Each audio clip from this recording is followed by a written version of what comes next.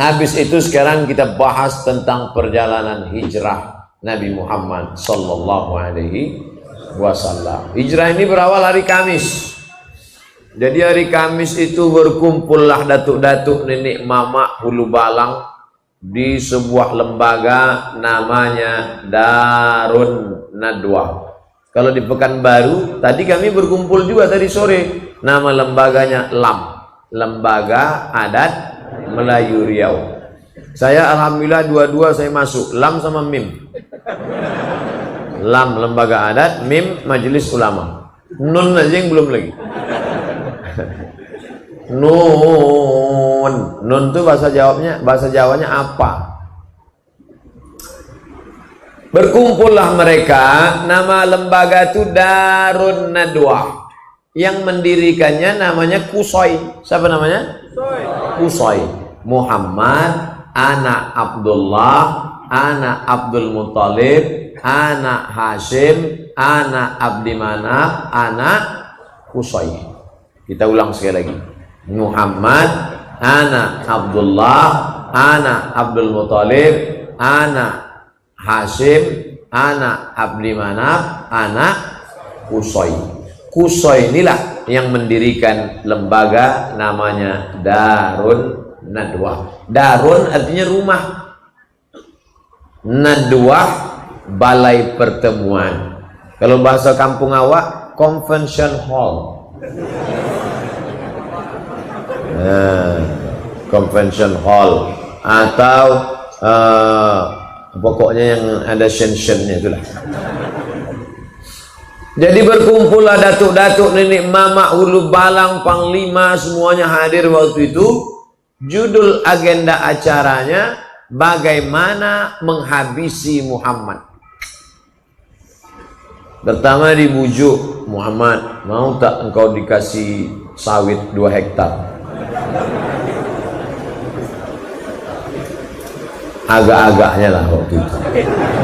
Apa kata Nabi Muhammad? Wallahi ya ammi, demi Allah wahai paman, law wada'u syamsa fi yamini, seandainya mereka letakkan matahari di tangan kananku, bulan di tangan kiriku, ala an atruka hadzal amra ma taraktuh, tak akan kutinggalkan dakwah ini. Jadi metode yang pertama adalah dibujuk dan dirayu. Mau tak? Mau tak? Mau tak jadi? Tak mau dia. Tahta, harta, wanita. Tahta, tak mau. Harta, tak mau. Wanita, tak mau. Kalau tidak mau dirangkul, maka dipukul. Metode itu yang sedang dipakai sekarang. Nah, kira-kira mau tak? Saya pula ditawari jadi menteri, mana saya mau? Wakil presiden aja saya tak mau. Ada dirayu.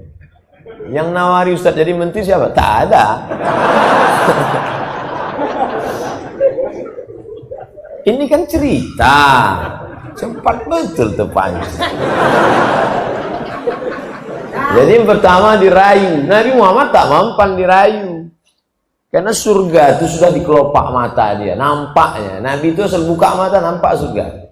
Awak buka mie ayam aja jauh, namun lagi surga. Nah, enak ya ceramah kok di kampung kita sendiri, nyantai.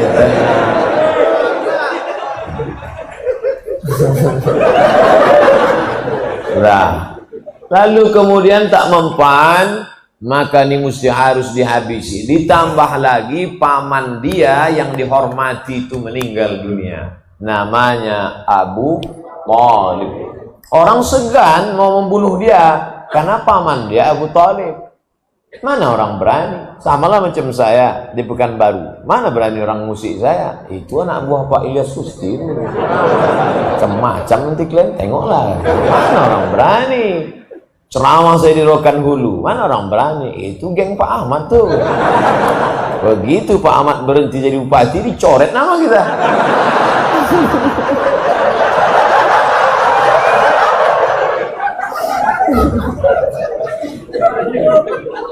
Kita buka pula cerita. Nah, jadi setelah Nabi Muhammad SAW meninggal, barulah mereka, ini Muhammad harus dihabisi. Akhirnya rapatlah mereka pagi Kamis itu mau menghabisi Nabi Muhammad SAW. Nama pimpinan sidangnya namanya Abdul Uz. Nama pimpinan sidangnya namanya Umar bin Hisham. Siapa namanya? Umar bin Hisham. Kenal Bapak Umar bin Hisham? Kalau saya sebut nama kerennya, oh, Abu Jahal. Makanya kalau kenalan sama orang jangan kasih satu nama. Nama siapa? Umar bin Hisham. Nama di FB Abu Jahal. Umar bin Hisham itu Abu Jahal. Saya dulu tanya, nama Ustadz siapa? Abdul Somad. Loh, kami cari di FB kenapa tak dapat? Di FB Anton.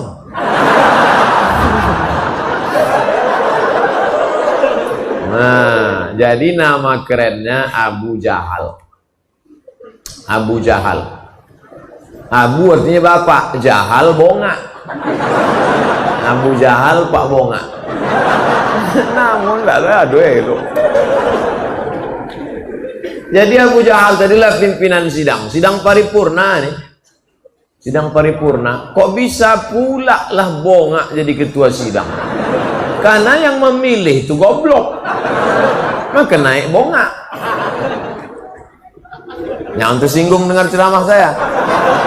Karena beberapa orang yang tersinggung tuh 2-3 hari sudah itu mati. Bukan saya hebat, enggak. Memang ajalnya udah sampai. Jadi sidanglah, agenda sidang kita hari ini bagaimana menghabisi Muhammad Sallallahu Alaihi Wasallam. Ada pendapat, angkat tangan satu, entah dari partai apa waktu itu. Saya angkat tangan gitu dia. Saya komisi sekian, saya tak sebut nama, nanti tersinggung pula. Apa pendapat kamu? Muhammad ini kita antar ke tempat yang jauh. Cari tempat jauh, antar. Kira-kira ke Tenayan Raya lah. Campakkan di tempat pembakaran batu-batu. Bagaimana peserta sidang yang lain? Anggota parlemen, setuju? Tidak, saya tak setuju. Kenapa? Jadi mereka di Darun Nadwa itu berdebat juga. Jadi orang kafir musyrik jahiliyah itu di parlemen rakyat itu berdebat, bukan tidur mereka, enggak. Jadi kalau ada anggota DPR tidur itu lebih parah dari parlemen dia. Berdebat mereka, karena arti parlemen, parle itu artinya bicara, parle artinya bicara, parlemen artinya orang yang dipilih memang untuk bicara. Maka pilihlah orang yang matanya terjaga untuk membicarakan hak-hak kita. Ini kemana arah bicara Ustaz? Pokoknya tangkap aja lah. Ini nampaknya makin banyak persekusi. Apa takut? Awak baik-baik dipersekusi juga. Bagus lepaskannya semua kan?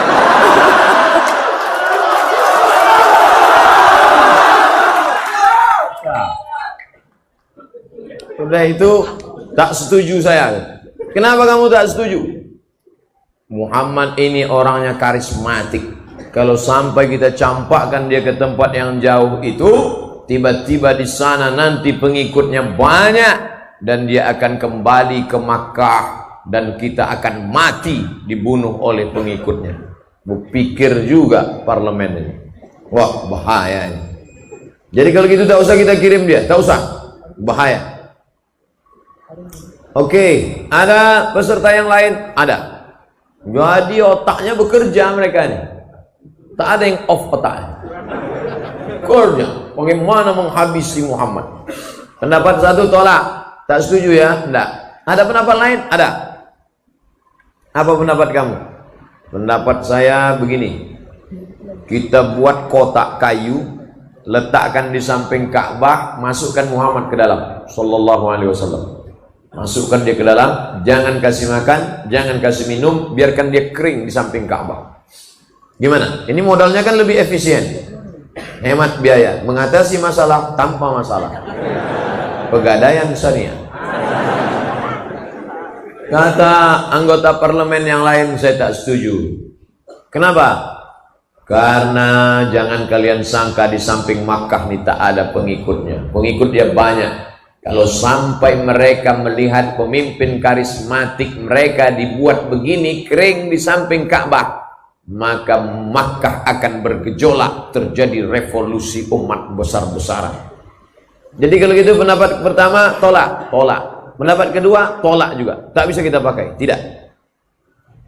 Akhirnya suasana sepi, kata pimpinan sidang, kalau gitu kita break dulu, kita mabuk-mabuk dulu sebentar.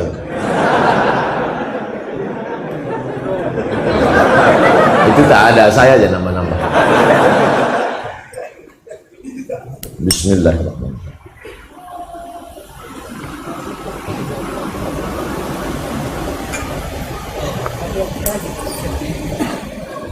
Ada pendapat yang lain? Ada. Siapa yang berpendapat? Pimpinan sidang Umar bin Hisham berpendapat. Apa pendapat kau Umar bin Hisham? Kalau kita antar ke tempat jauh nanti pengikutnya banyak, betul. Kalau kita kurung di Makkah nanti bergejolak, betul. Ini paling efisien. Gimana? Cari anak muda yang paling tegap badannya, kasih dia pedang paling panjang, masuk ke dalam kamar Muhammad malam-malam, bacok kepalanya. Selesai. Waktu itu sniper belum ada lagi. Sniper dari Jawa ya kan. Nanti kalau bapak tiba-tiba tengok Ustadz Somad hilang, berarti udah kena yang ketiga. Kirim satu orang, mati. Selesai. Oh, yang lain tak setuju. Saya tak setuju. Kenapa? Kamu tahu Muhammad itu siapa? Muhammad, anak Abdullah, anak Abdul Muttalib, anak Hashim, anak Abdi Manaf, anak Qusay, keturunan Kilab, Lu'ay, Fihir, cucu-cucu Adnan, mengalir darah Ismail anak Ibrahim alaihi salam. Kalau sampai cucu Ibrahim dibunuh, maka kabilah yang lain mengamuk. Akhirnya suasana rapat, deadlock. Voting tak ada waktu itu. Bingung mereka gimana ini. Muncul ide. Orang yang jahat-jahat tuh idenya dari mana? Dari setan. Main otak setan, main otak setan. Ada aja idenya kalau untuk yang jahat-jahat. Yang baik-baik pula ngantuk.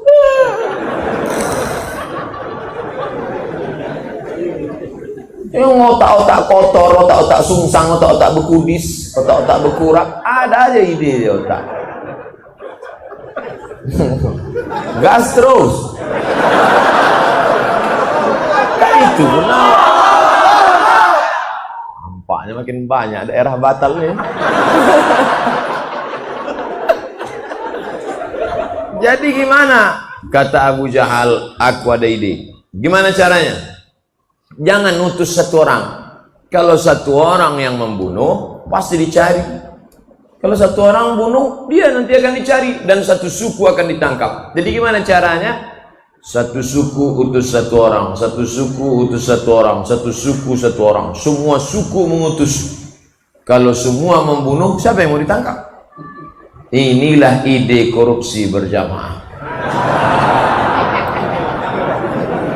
Kalau satu tangkap, tapi kalau ramai-ramai siapa mau tangkap? Betul kan? Banyak yang setuju kan? Akhirnya diutuslah anak muda. Mantap ide ini Abu Jahal. Mantap ide ini, mantap. Akhirnya Kamis dari pagi mereka sidang, Kamis siang ditetapkan, maka hari Kamis ditetapkan setiap suku mengutus satu anak muda, satu anak muda, satu anak muda.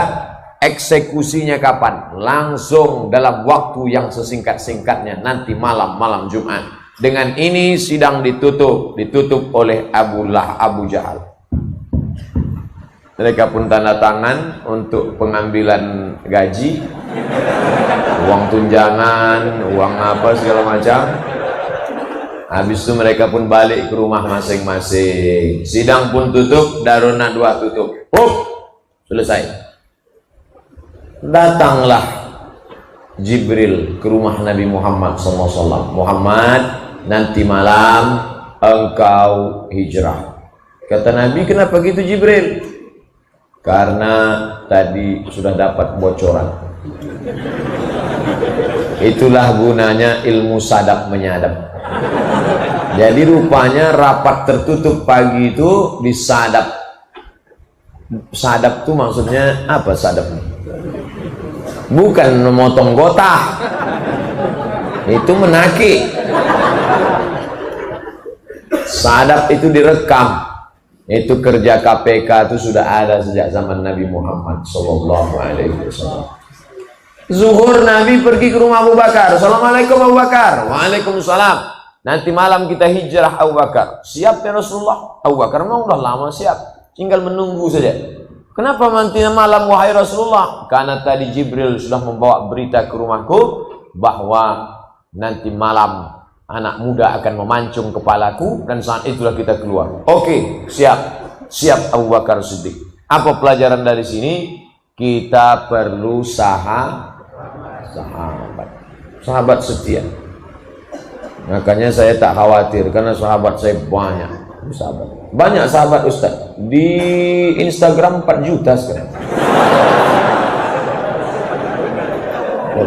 Saya mau ngasih tahu aja follower saya banyak. Di FB 1.200.000. Tapi yang siap mati tak tahulah. Nah, tak bisa kita one man show sendirian, tak bisa. One man show, main tunggal, tak bisa. Harus ada sahabat.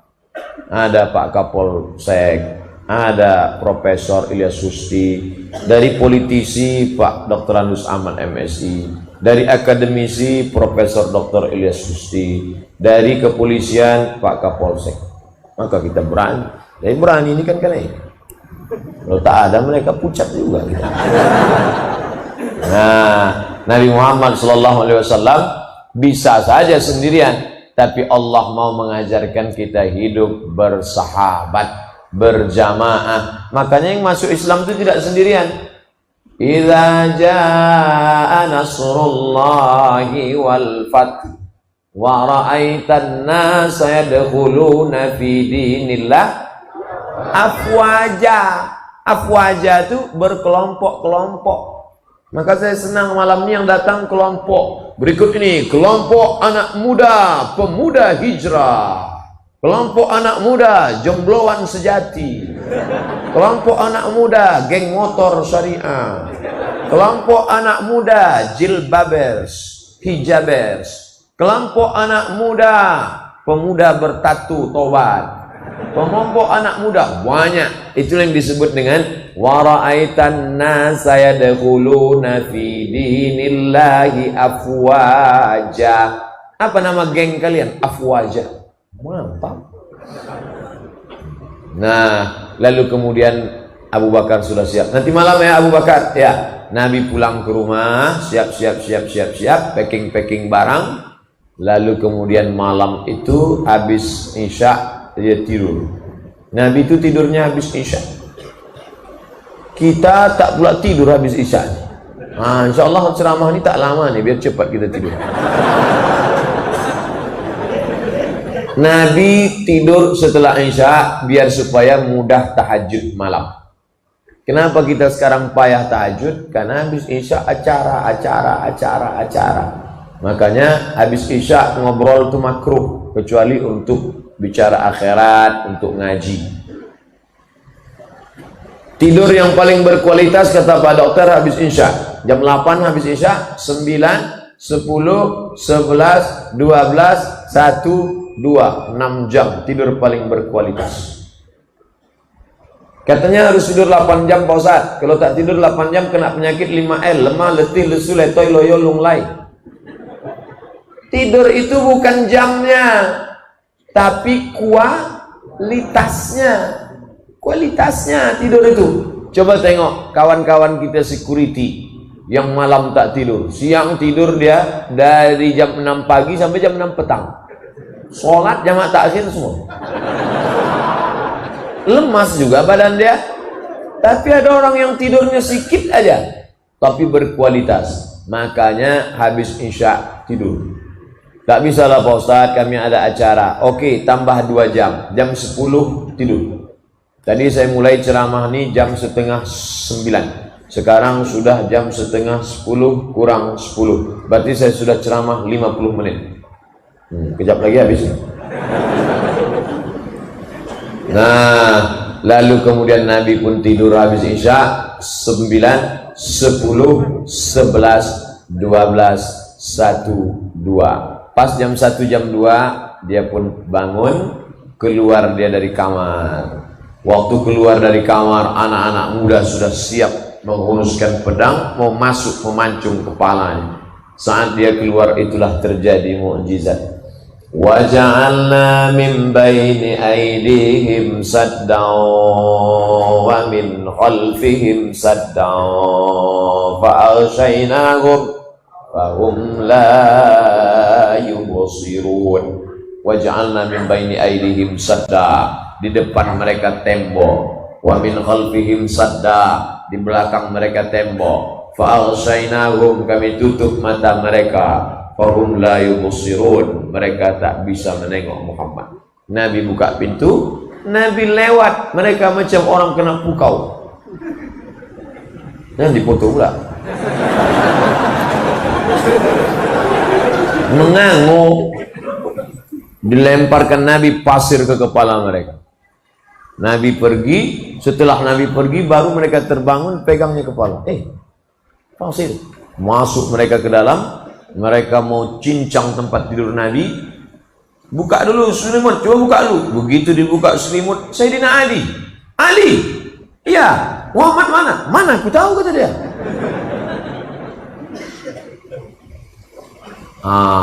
Ini ayat kalau baca Yasin nanti cerita tentang Nabi keluar. Itu ayat dalam surat Yasin itu cerita tentang Nabi keluar malam hijrah. Bukan itu ayat mantra. Nah, ini dibaca pula biar supaya tak kena razia. Kebetulan SIM mati, STNK belum perpanjangan. Pas nampak polisi razia, wa ja'alna min baini aydihim saddan wa aghshaynahum fa hum la yubsirun. Prit, semprit Pak Kapolsek, semprit. Kok nggak mempan ya Pak Ustadz? Orang sama-sama ngaji. Mana mempan? Aku baca itu juga, kata Pak Kapolsek. Kecuali polisinya hantu, barulah mempan. Makanya uruslah SIM. Saya urus SIM. SIM A, SIM C tak pernah saya tinggal. Walaupun saya naik helikopter tadi. Saya mau ngasih tahu aja. Urus SIM lu. Kalau pakai helm, yakinkan sampai berbunyi klik. Klik, baru jalan. Kemarin waktu naik motor di Pematang Rebah, klik. Sampai tempat ceramah, tak pula bisa buka. Dipotong pakai pisau. Cemas saya. Cemasnya tak berapa, malunya itu. Sempat viral, helm tak terbuka.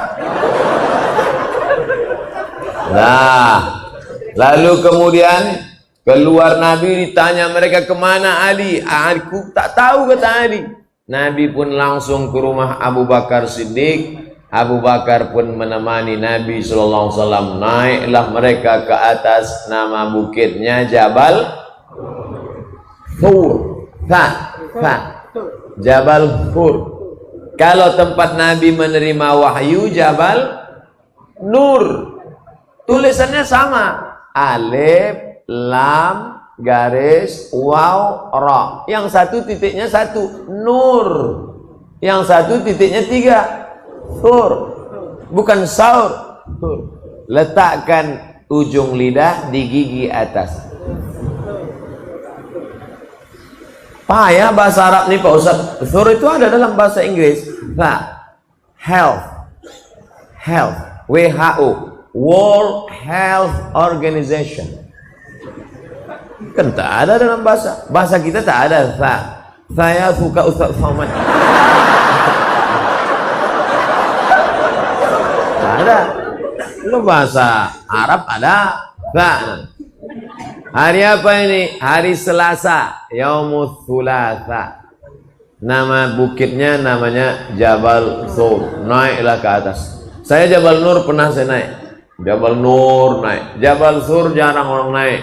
Bukitnya terjal, tinggi ke atas. Naiklah Nabi ke atas bersama Abu Bakar Siddiq. Tidak pakai senter.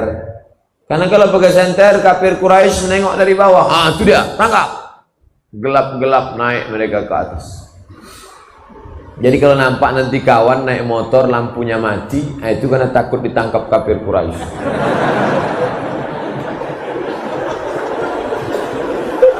Naik mereka ke atas, tengah malam gelap, jam 2 malam, jam 3 malam, sampai ke atas. Nabi udah mau masuk ke dalam Jabal Sur, ada gua kecil. Mau masuk Nabi ke dalam, ditahan Abu Bakar. Jangan ya Rasulullah. Kenapa kata Nabi? Mana tahu ada binatang berbisa di dalam, biar aku cek dulu. Masuk Abu Bakar ke dalam, dicek Abu Bakar, tengok tak ada ular, tak ada kalajengking, bersih, silakan masuk ya Rasulullah. Andailah kita sama Nabi malam itu, andai saya lah sama Nabi waktu itu, saya persilakan ya Rasulullah, silakan masuk.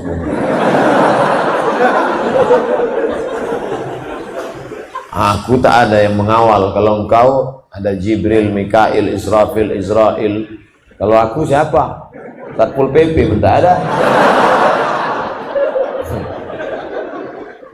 Abu Bakar Siddiq nyawanya diberikannya untuk Nabi Muhammad sallallahu alaihi wasallam. Makanya kalau kita salat tarawih, Al-Khalifatul Awwal Abu Bakr Siddiq.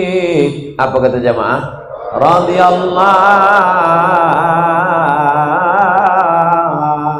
an. Belum pernah lagi protokol manggil saya. Berikut ini mari kita panggil Al-Mukarram Ustaz Abdul Somad. Tiba-tiba dijawab jamaah, radhiyallahu an. Karena itu titel diberikan Allah karena perjuangan untuk Nabi Muhammad sallallahu alaihi wasallam. Setelah bersih, masuklah Nabi ke dalam. Abu Bakar bersandar ke dinding gua, batu, bukan macam kita tanah, bersandar dia. Jadi kalau ada nampak jamaah bersandar, itu bukan dia mengantuk, dia ingin mengenang bagaimana hijrah Muhammad. Terasa. Tak boleh kita suuzon semua. Cuma Abu Bakar malam itu. Sandar Abu Bakar, kaki Abu Bakar nih melonjor, manjang, karena capek lelah berjalan. Datang Nabi Muhammad sallallahu alaihi wasallam meletakkan tengkuknya di atas paha Abu Bakar. Saya sama Umar yang bawa acara tadi akrab, lama sudah saya kenal. Waktu dia nikah saya tausiah. Tapi rasanya kalau dia duduk meletakkan ke paha dia segan pula. Nabi dengan Abu Bakar tak ada jarak. Diletakkannya tengkuknya ke paha Abu Bakar. Nabi pun tertidur. Tak lama Nabi tertidur, terbangun Nabi. Menetes air dari atas. Kata Nabi, gelap. Air apa nih Abu Bakar? Hujan tak mungkin, embun tak mungkin. Air apa nih Abu Bakar? Kata Abu Bakar, air mataku ya Rasulullah. Kenapa engkau menangis? Kakiku disengat binatang berbisa. Kakinya disengat binatang berbisa. Bapak ibu kalau mau tahu rasanya, balik dari sini, pergi ke tempat jual makanan ikan arwana. Beli lipan agak 3 biji. Nah, kalau mau merasakan bagaimana Abu Bakar malam itu. Kakinya bisa dia tahan, tak bergerak kakinya, memangku kepala Nabi Muhammad SAW, bisa tak bergerak. Andai kita lah yang mangku malam melompat. Mohon maaf ya Rasulullah, tak tertahan gila-gila. Abu Bakar kaki bisa ditahan, tak bergerak kakinya, disengat binatang itu tak bisa ditahankannya. Tapi ada satu yang tak bisa ditahannya, air mata tak bisa ditahan. Makanya kadang kita tengok anak-anak muda di kantin kampus tuh menangis, menengok lontong. Kau nangis kenapa? Galau Pak Ustaz. SMS nggak dibalas, telepon nggak diangkat. Pret. Mental kerupuk. Baru menghadapi itu, gimana mau melawan Israel? Maulah pakai pampers. Oh gitulah Abu Bakar Siddiq menahankan sengatan. Satu yang tak bisa ditahan, air mata. Tapi sekarang ada ibu-ibu yang bisa menahan air mata. Waktu meninggal lakinya tak nangis deh. Tanya, ibu tak nangis? Tidak Pak Ustaz. Kenapa? Udah lama aku tunggu.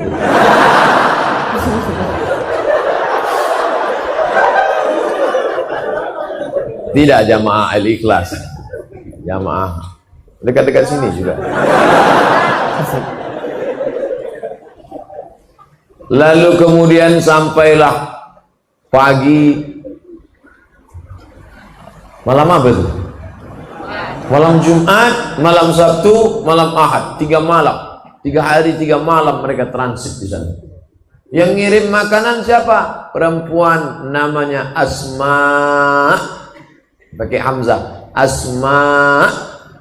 Kalau Asma Sosa Ongo.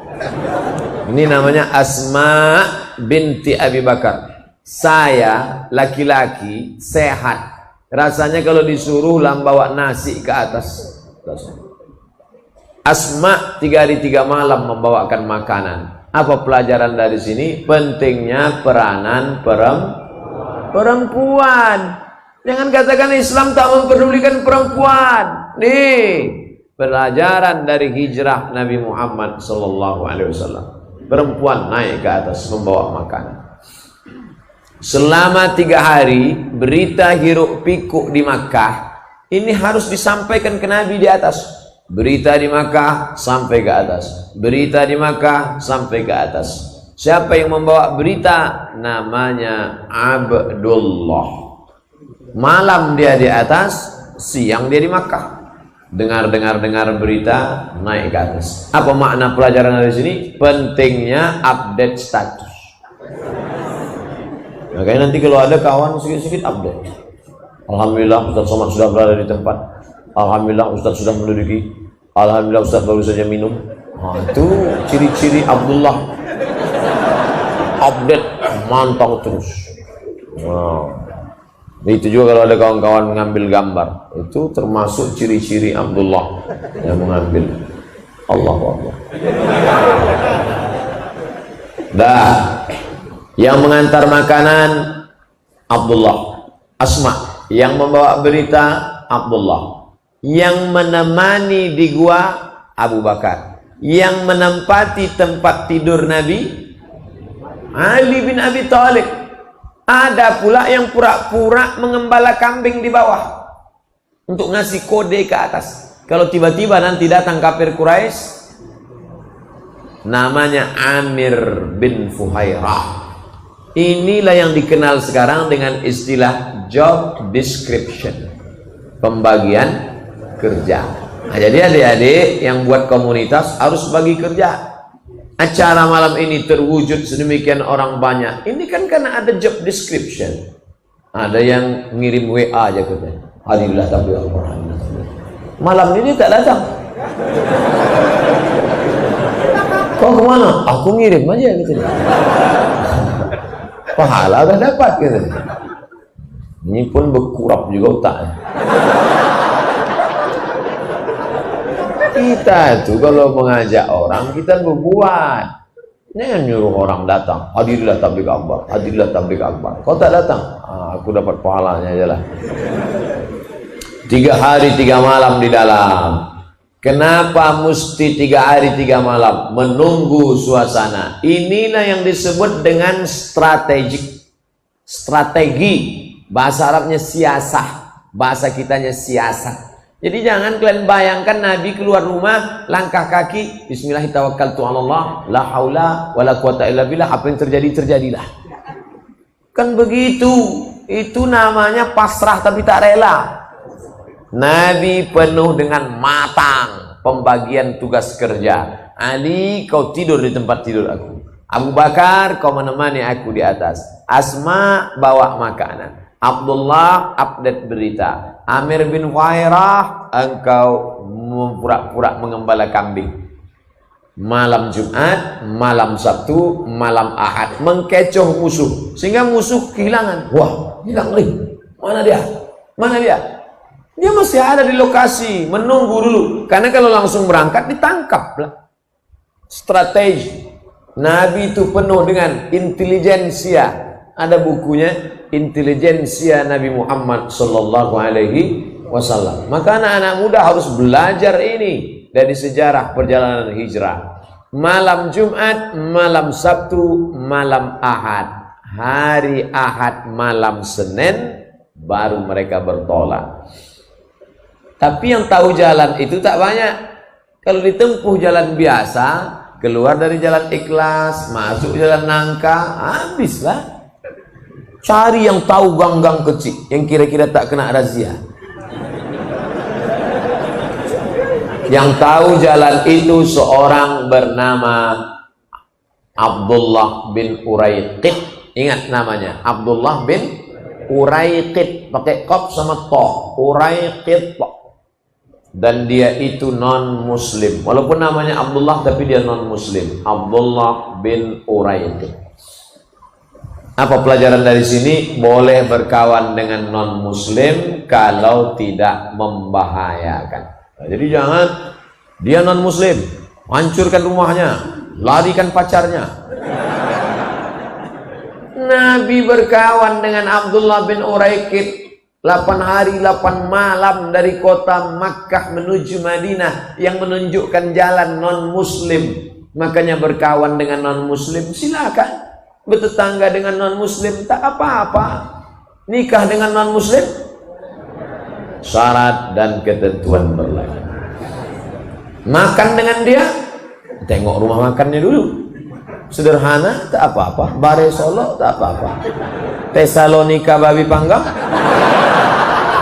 jangan. Ustaz kok tahu? Saya selalu lewat situ. Nah, oleh sebab itu maka berkawan dengan beda agama tidak apa-apa. Wala ana abidun ma'abadtum wala antum abiduna ma'abud lakum dinukum.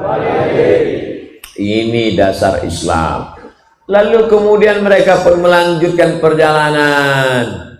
Abu Bakar Siddiq penunjuk jalannya Abdullah bin Uraiqid, Nabi Muhammad SAW. Tentu ada duit, ongkos, biaya perjalanan.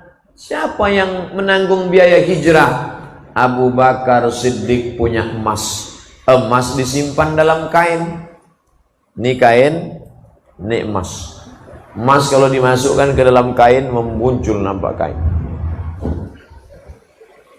Datanglah ayah Abu Bakar. Nama ayahnya itu,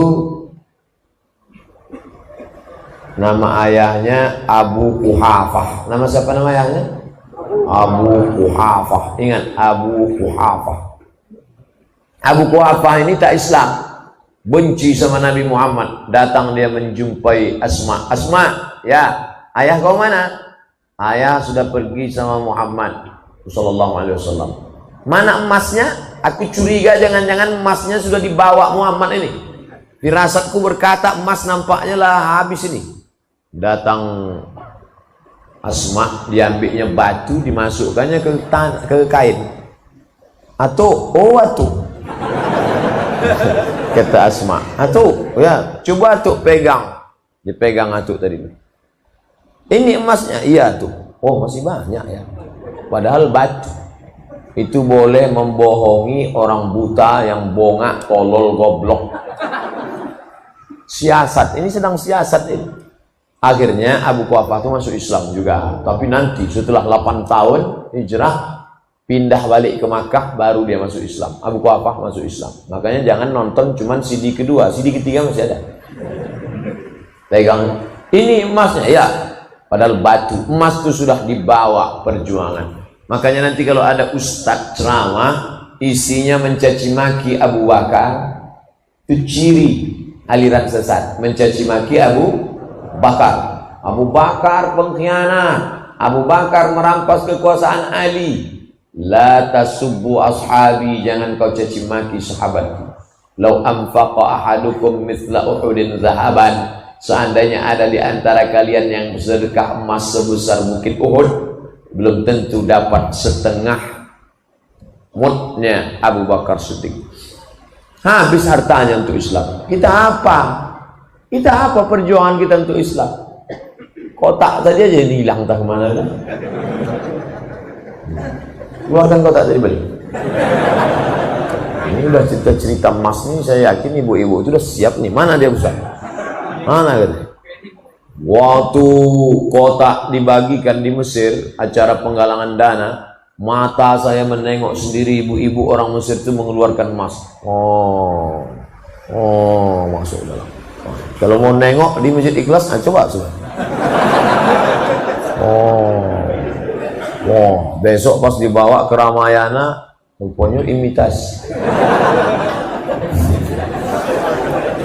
Orang yang bersedekah emas imitasi masuk surga, surganya imitasi juga. Lalu kemudian mereka pun melanjutkan perjalanan. Sampai di tengah perjalanan, tiba-tiba nampak abu. Bahasa Indonesianya apa tuh? Debu, abu.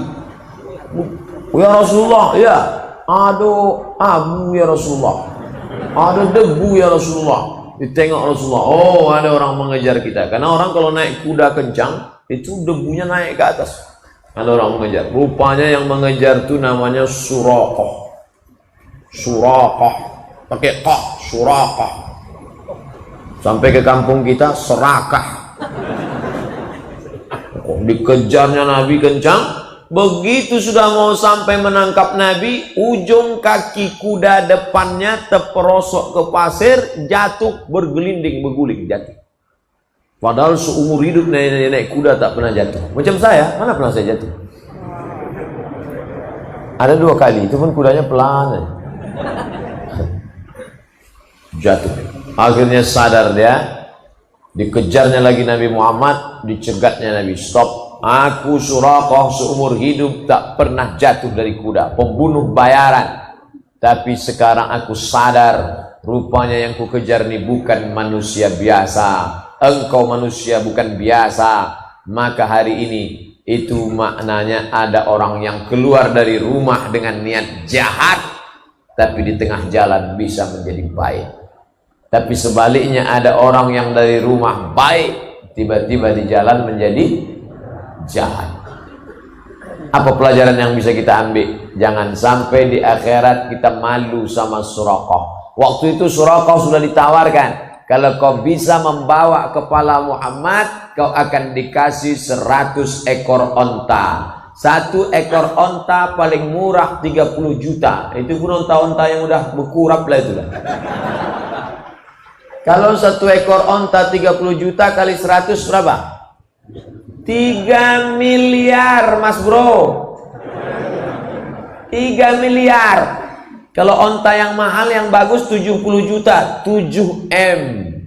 Mau berangkat dari rumah niat kepala Muhammad 7M, kepala Muhammad 7M, kepala Muhammad 7M. Tapi begitu jatuh dia menemukan titik baliknya, tak ada harga 7 miliar. Apa kata Nabi? Aghib anna Suraqah, kau balik ke Mekah, jangan ceritakan tentang kami. 7 miliar tak ada harganya, tapi ada kebahagiaan yang tak dapat ditebus dengan harta. Apa dia? Iman.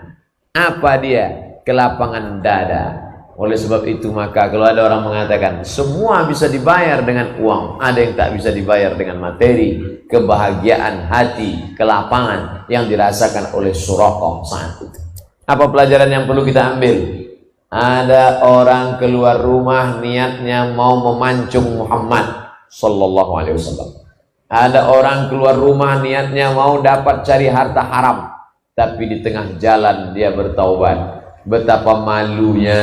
Dari rumah niatnya bismillah tawakkaltu 'ala Allah la haula wala quwata illa billah. Sampai ke tempat itu, tak usahlah ceritakan, jadi makin banyak orang sakit hati. Lanjut perjalanan. Lanjut. Berapa lama perjalanan ini Pak Ustadz? Berangkat hari Ahad malam Senin, sampai di Kuba hari Senin. Malam Senin, malam Selasa, malam Rabu, malam Kamis, malam Jumat, malam Sabtu, malam Ahad, malam Senin, hari Senin. 8 hari, 8 malam. Sampai di perjalanan haus, air sudah habis. Boleh minta air susu kambing. Nampak peternakan kambing, boleh minta air susu kambing. Boleh kami minta susu kambing? Boleh, silakan. Tapi sekarang musim kemarau, susu kambing kering. Tapi kalau mau tes lah, di situ terjadi mukjizat. Ketika diperah oleh Abu Bakar, Nabi berdoa, didoakan Nabi, tiba-tiba ada air. Keluar air susu kambing 1 gelas. Abu Bakar menyapu bagian bawah. Bagian bawah itu disapunya. Kenapa disapunya? Dia tak mau ada pasir menetes kena ke pakaian Nabi. Tengok adab Abu Bakar. Dapat air minum, disapunya bagian bawah, dibikinkan Nabi. Lalu Nabi pun meminum air susu itu. Apa kata Nabi? Fasyariban nabiyyu hatta irtawaitu. Nabi meminum air itu sampai hausku hilang.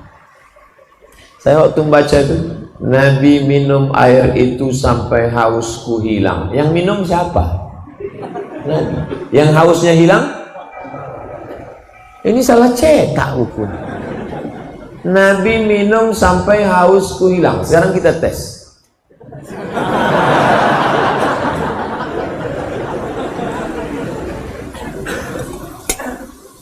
Keluar status, melihat Ustadz minum hausku menjadi-jadi. Abu Bakar sudah sampai pada tingkat merasakan tenggorokan Muhammad sallallahu alaihi wasallam. Air susu lalu di tenggorokan siapa? Tenggorokan Muhammad. Tapi yang lega tenggorokan siapa? Kalau sampai ke tingkat itu, itulah ukhuwah. Tapi jangan dibalik. Banyak juga sekarang anak muda tak nikah. Kau kenapa tak nikah? Nengok kau nikah, aku sudah terasa nikah. Ngada-ngada. Oleh sebab itu maka inilah puncak daripada. Ada orang sekedar simpati. Kasiannya Abu Bakar sudah sampai pada tingkat di atas simpati. XL itu Pak Ustaz. Empati. Merasakan perasaan kawan. Inilah yang dikenal dengan tenggang rasa, tepos liro. Puncak daripada cinta, puncak daripada ukhuwah Islamiyah, puncak daripada persaudaraan adalah merasakan perasaan orang lain. Maka kita paham hijrah itu kenapa tidak kun payakun. Padahal kalau mau ngapain 8 hari 8 malam. Minal masjidil harami ilal masjidil aqsa. Naik lagi ke Sidratul Muntaha. Tak sampai semalam selesai. Innama amruhu iza arada syai'an ayakula lahu kun. Kenapa perjalanan ini 8 hari 8 malam? Dengan berjalan kita kenal dengan orang. Kau kenal dengan si fulan? Kenal. Pernah kau jumpa? Enggak, kau belum kenal. Kau kenal dengan si fulan? Kenal.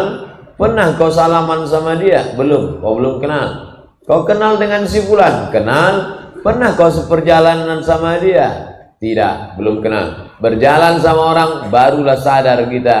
Selama ini dia nampaknya sabar, berwibawa. Rupanya perut kenyang. Waktu lapar, nampak musang berbulu harimau. Bapak Ibu yang dimuliakan Allah Subhanahu wa ta'ala. Makanya kalau mau kenalan sama orang, banyak perjalanan. Saya ingin berkenalan dengan anak-anak muda ini. Nanti sampai masanya kita akan sama-sama berjalan touring kita nanti. Barulah kita kenal. Baru tahu kawan mana lawan ketika busi mati. Barulah tahu. Ya, nengok mati ya, iya. Dan tapi ada kawan yang masya Allah mati ya, iya. kasihnya mancis nih, bakar aja.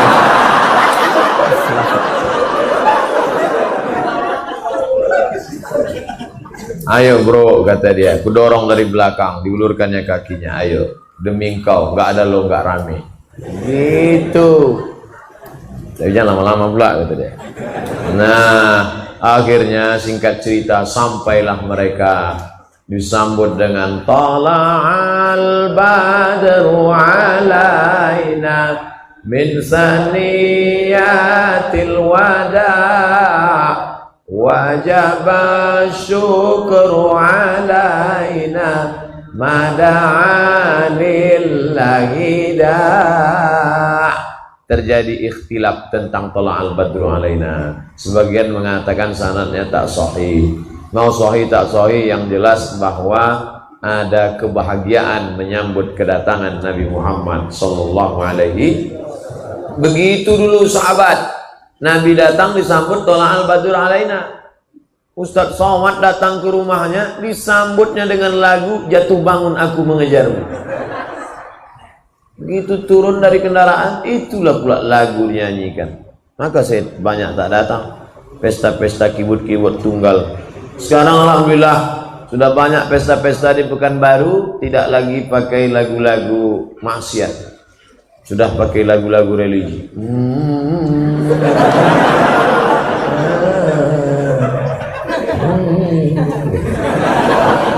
Terus tengok suaranya mantap, tengok bekumis.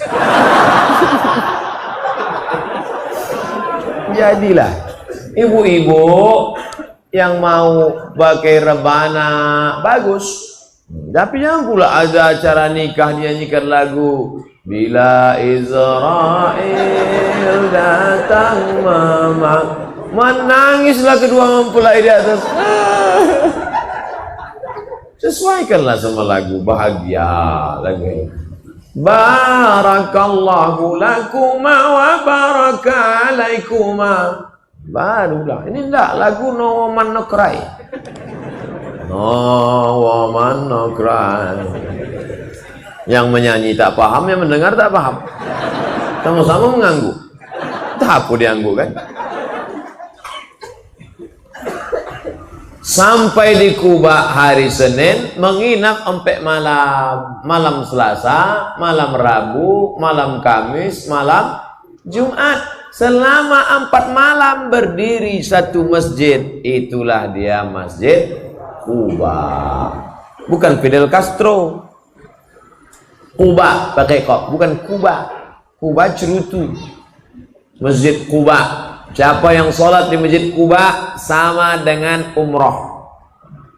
Iya Pak Ustadz, iya, menyesal kami Ustadz, kemarin di Masjid Kuba tak sholat. Jadi apa? Ambil selfie. Tak sholat sunat. Sholat sunat di Masjid Kuba. 4 hari 4 malam berdiri satu masjid. Tanya Profesor Ilyas Nusti bagaimana sulitnya mendirikan masjid. Ikhlas. Tanya Pak Dr. Andus Haji Ahmad MSI bagaimana susahnya dulu mendirikan Masjid Islamic Center Pasir Pengairan Rokan Hulu. Apa kata anggota-anggota dewan itu dulu? Mau buat masjid di pokok karet, iya, ciga sama cingkuk aja lah sholat di situ nanti. Tak yakin mereka ada manusia yang sholat di situ. Apa yang terjadi sekarang? 17.000 orang sholat di Islamic Center Pasir Pangarayan Rokan Hulu hari Ahad, hari Sabtu. Sabtu Ahad. Masjid terbaik se-Indonesia 2015. Menaranya 99 meter, pakai lift ke atas. Wah, Ustadz Somad, kalau Ustadz naik ke atas, nampak rumah Ustadz di Panam. Naiklah saya, sampai ke atas saya tengok, tak ada. Kata bapak, nampak. Nengoknya pakai mata hati Pak Ustadz. Bayangkan, strategis Rokan Hulu, sebelah kanan Sumatera Barat, Payakumbuh, sebelah kiri Habis Dargaluh, Sumatera Utara. Riau, Sumatera Utara. Makanya hari Sabtu hari Ahad plat BK sama plat BA. BK, BA. BM pula tak ada. Bayangkan tuh hebatnya. Masjid. Makanya membangun peradaban berawal dari masjid. Karena Nabi bangun masjid pertama. Makkah, Masjidil Haram. Madinah, Masjid Nabawi. Palestina, Masjidil Aqsa. Makanya mencari menantu juga cari yang selalu ke masjid. Ibu-ibu di belakang, jangan cari menantu yang karaoke, diskotik. Kasihan anak gadis kita, macam tidur sama babi hutan. Carilah masjid ikhlasnya. Tengok banyak yang ganteng-ganteng, yang lajang-lajang. Cari ibu, kalau bisa ibu cari yang berdiri-berdiri. Itu tahan uji itu.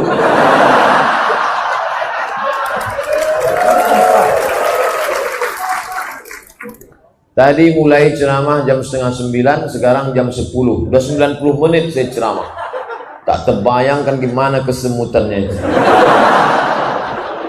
Tapi mereka, mudah-mudahan anak-anak lajang ini ditemukan dengan jodoh yang baik-baik. Yang bilang amin, yang belum nikah. Yang udah pula. Dia tak tahu bini di belakang.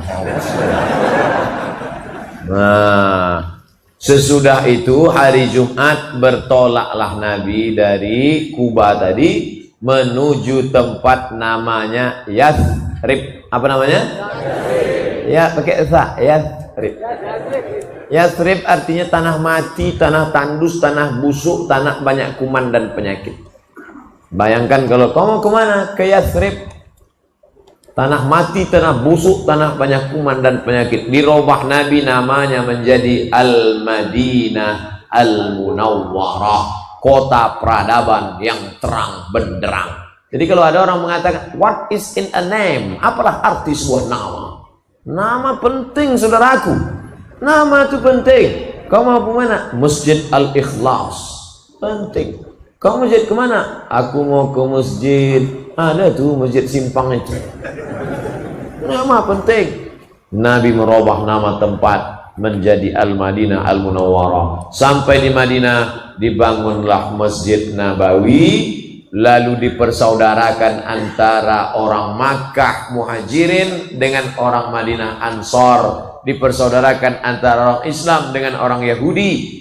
Maka peradaban dari masjid. Kalau mau melihat umat ini bangkit, maka ramaikan lagi masjid. Saya tak perlu menceramahi Bapak Ibu karena Masjid Ikhlas sudah mau meletup saking ramai. Sampai keluar, sampai di jalan. Mudah-mudahan kita semua istiqomah insyaallah. Itulah yang saya sampaikan 90 menit. Tapi cerita hijrah belum selesai. Siapa yang akan melanjutkan? Nanti kalau ada acara di Masjid Ar-Rahman, datang. Masjid An-Nur, datang. Masjid As-Salam, datang. Di mana saja acara pengajian hijrah, Dr. Mustafa Umar, Dr. Mawardi Muhammad Saleh, Dr. Saidul Amin, profesor-profesor, datang. Pokoknya jangan sampai tak datang. Ada yang mengatakan menyambut tahun baru hijrah ini bid'ah Pak Ustaz. Bisa dengarkan itu. Bisa dengar. Bid'ah kata dia, datang. Bid'ah sampai dia akhirnya capek. Bid'ah. Datang juga lagi. Bid'ah. Datang juga lagi. Bid'ah. Capek. Wala ponenya tiba je. Buat terus. Buat terus. Ajar terus.